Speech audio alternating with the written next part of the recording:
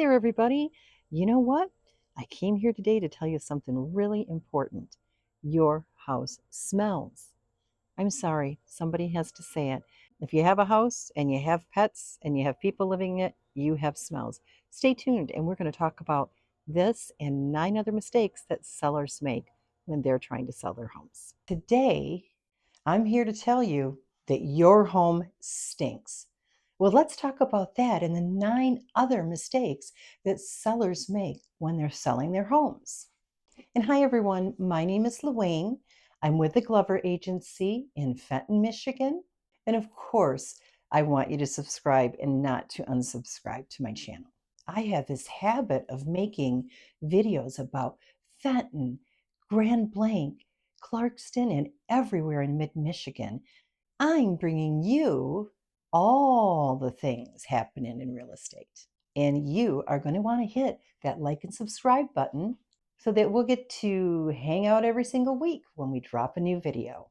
I love to hear your point of view too, so don't just like and subscribe, but be sure to leave a comment because I'd love to hear from you.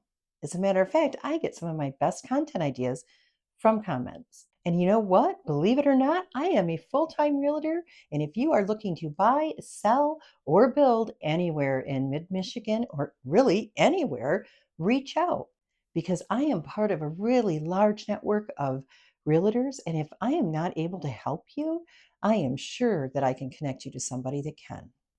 The number one thing is sellers or tenants, if they're renting the home out, who do not leave when there is a showing or an open house. This is a huge no-no. It's extremely annoying and uncomfortable for buyers to be in the home with the people who are selling it. When the sellers stay, it feels like they are lurking during the showing and that they're peering over the shoulder. And it just does not set a nice vibe. And I've actually had buyers who turned right around and walked out of a home very quickly because people were present. You know, it's already uncomfortable enough to be walking into somebody's home. You don't know what to expect. You don't know where the light switches are. And you're trying to envision this home as your own without you peering over their shoulders. So pack up those pets and get out of town if you have to. If you've got a weekend full of showings, you might as well go take a mini vacation while your house gets sold. Trust me, doing this up front will save you so much in the long haul, and it will make the whole process quicker and smoother. And hey, if you are really worried about your home and your possessions, a much more effective way to handle this is to get those little cameras that you can put all over your house, up in the corners, and then you don't even have to be physically present.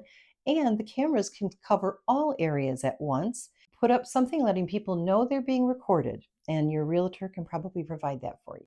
It's a much better way of keeping your eye on things without being physically present. Number 2 is micromanaging your agent. And speaking of cameras, here's a story I was told about a buyer's agent that was getting phone calls. Okay, so the buyer's agent is showing the home and the owner is watching through the camera. They then call their agent and say, hey, someone's showing my home and they didn't show the soft closed drawers or our fabulous backyard or this, that, or the other thing. And then the agent calls the showing agent while she's still there. Totally annoying because A, totally breaks the rhythm of your showing. I would be really upset by that. And you really got to trust your agents to do their job. If you need to correct them, that's fine. But there is a time and place for that. It might be a quick phone call after the showing, but trying to coach your agent constantly could probably work more against you than for you. The third thing is not depersonalizing the space enough. Yes, take down those personal pictures. Take down those diplomas. Take down everything, all the big stuff. And then I want you to get everything else set up in such a way that it can easily be stowed when you have a showing. You don't want you to have your people come in and it looks like a party's just happened there. There's shoes all over the floor. There's towels hanging out back by the pool, toys all over the yard. Seriously, as crazy as it sounds, your home needs to look like nobody lives there. The best compliment that realtors can get when they're showing a home is that Does anyone actually live here? So you want to get your home as decluttered as possible. Number 4 is leaving your pets on the property when you're showing. It's really huge. You guys, I'm a dog lover. I'm an animal lover, just like all of you. But not everybody loves your dog. And keeping them around during showing, buyers will just want to see every part of your home. So you really can't stuff them in the garage or in a bathroom. I've had people who just turn right around when they see an animal, or they immediately start racking up what it's going to cost them because they have allergies and animals in the house. So try to make some kind of arrangements for your pets to get them off of the property during showings. And remember that your agent is not your pet wrangler. Number 5 is ignoring smells. Let's face it, your home has a smell, whether it's pets, teens, cooking. There are going to be smells in your home. And you've probably become blind to most of them, but your buyers will notice. So be sure that you're doing things, especially in teenagers' rooms, like washing the bedding and the towels frequently. Use a consistent scent throughout your home if you do use it, and don't have it be so overpowering that it smells like you're trying to cover something. Try to open the windows to let some fresh air in and circulate. Number 6, I haven't had too much issue with this, maybe 1 or 2, arguing with your realtor about suggested changes. It's my job to make your home as sellable as possible. So if I suggest that you paint a really bright wall or that you repair something, let's not argue about it, because I promise you, your buyers are going to be 3 times as picky as me. I'm doing this because I've learned what buyers like. Your home should appeal to as wide of a variety of an audience as possible. And sometimes that means making changes that you might not agree to, but it's for the best. Number 7, leaving excluded items in plain sight during showings. Sellers, if there's something that you're not including, maybe it's a antique mirror from your grandmother, or it's that light fixture over your dining room that you just absolutely love and have never seen another one like, built-in appliance, anything like that, you need to remove it before you list your home. I know it sounds crazy. It's so much better to avoid any misunderstandings. Trust me, I've learned in real estate that I don't sell $400,000 homes. I sell $400,000 bathroom light fixtures and $400,000 swimming pools and a $400,000 pool table. So trust me, I have had this happen so many times in my career. And one that comes to mind is a gentleman who we listed his home the year before. We'd had a major ice storm here in Michigan just a few days before Christmas, and everyone lost power. So he actually worked for some type of a company that worked with electrical equipment, and he had put in a generator and a whole house generator. And when he told me that, I'm like, is there any way you can take that out? Well, not right now. It'd be too big of a pain, and I just got it all hooked up. And what if the power goes out while the home is on the market? And I'm like, well, and I told him exactly what I'm saying here. And of course, as luck would have it, we did get an offer on the home, and that offer just completely turned into them getting the generator. The whole sale of the home was that the generator needed to stay, and the seller ended up having to leave it and get a new one to go with him. But we could have just totally avoided that had we not had it there. And it was listed as an exclusion in the listing. So go out. It's just better to find something that looks really nice that you can put up in the place, and take the item that you want to keep and put it out of the house. Just replace it with something equally nice. Number 8 is not keeping the house show ready at all times. I know that sounds crazy. Whose house is ever show ready at all times? Well, let me just say that you could show your house in half an hour if you had to, or an hour. Showings happen all during the day. So before you leave for work in the morning, your home should be showing ready. And I know that sounds crazy, as I have sold homes myself when I was working a 9 to 5, had 3 little ones, and I just had to set my alarm a little earlier to get up every day to kind of get it all done, or at least get myself ahead of the game. You want to make sure that all the personal items are off of the counters, out of the shower, no shampoo bottles, no toiletries, no toothbrushes, no wet towels on the floor. Toilets are flushed, lids are down, and they're clean. Your counters are wiped off. I had a whole list of things that I did. And one thing that I found extremely helpful to me was I actually bought these caddies. I think they're like little dorm baskets that you can carry your toiletries back and forth to a shared bathroom. And I put all my shampoo in one in each shower.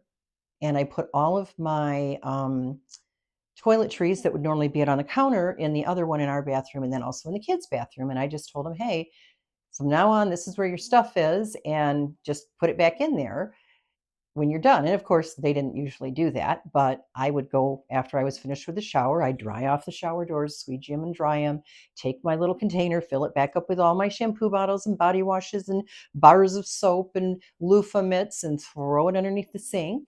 And then I do the same thing to the countertop after I got ready and check the kids' bathrooms. And I mean, I always did a once through after the kids were gone to make sure that it was okay. And if I was going to work, I'd pick my dog up and take him over to my friend's house, and she'd kind of watch him for the day while we were on the market. And it went quite well. I could really be ready for a showing within an hour with 3 kids and a dog and a full-time job. So it is doable. And yes, leave your lights on. I know you're going to give me the whole energy thing, but it is so worth it. I mean, sometimes realtors will come through and they'll turn them off, but you should always have all the lights on for every single showing, and they need to have good bulbs. Make sure the wattage is high enough. That's a big thing. Your buyers should be walking into a spotless, well lit home. And for goodness sake, make sure that the trash is taken out and that the toilets are clean and flushed with the lids down. Number 9, overpricing their home. If your house isn't selling, it's usually one of a few things. And the number one thing is overpricing. Negotiations are different these days, and when you put your home on the market at overpriced, because your buyer is so educated, they can literally in their fingertips look at every other home that's listed in that price range and compare it to yours. And not to mention all the homes that they've seen. And they get really good at guessing. And I've done this with them. I'll play a game. Well, what do you think this house is listed for? Just to see if they, have picked it up after a certain point. Sometimes where the home looks way better than what the price is, and sometimes it looks way worse. But they do know. So they won't even come in with an offer if they think you're too high. I don't know if they believe that you're too stubborn to consider another offer. I even will try to get them to bid on homes that have been sitting on the market that were obviously overpriced, because I know their realtor, if they're any good, are having conversations with them about lowering the price. So my thought is, if I go in and offer them that price reduction that they're considering, that might just do the job right there. And it has worked. The best place to put your home for a quick sale, and trust me, you will not leave money on the table in today's market. The market will always bid up your property, or if you're overpriced, it will wait till you bring it down. It works every single time we put a house in just a little under the market price. We end up getting 4 or 5 people at it because it's a great deal. They end up making offers and fighting with each other about the price rather than you having to justify it. And that's always a win-win for everybody, right? Number 10 is ignoring curb appeal. The first impression your buyer gets of your home on the outside is the yard. And if it's overgrown, if your paint is peeling, your shutters are falling down, your driveway is cracked, and you have weeds in the landscape that are taller than me, buyers may not even want to go in because they can just see from the outside that you do not take any pride in ownership in your home. So be sure that you spend some time weeding the landscaping and sprucing up the outside of your home, because the exterior is what gets them through the door. Bonus tip: work with your listing agent, not against them. We're not your employee. We're not there to be your employee. This is a partnership or a collaboration between the two of us. We may not always say what you want to hear, but we know our business and we know how to market your home strategically. We can give you great staging advice. Your agent knows what works. So listen and collaborate with them. That's it for today. Thanks for tuning in.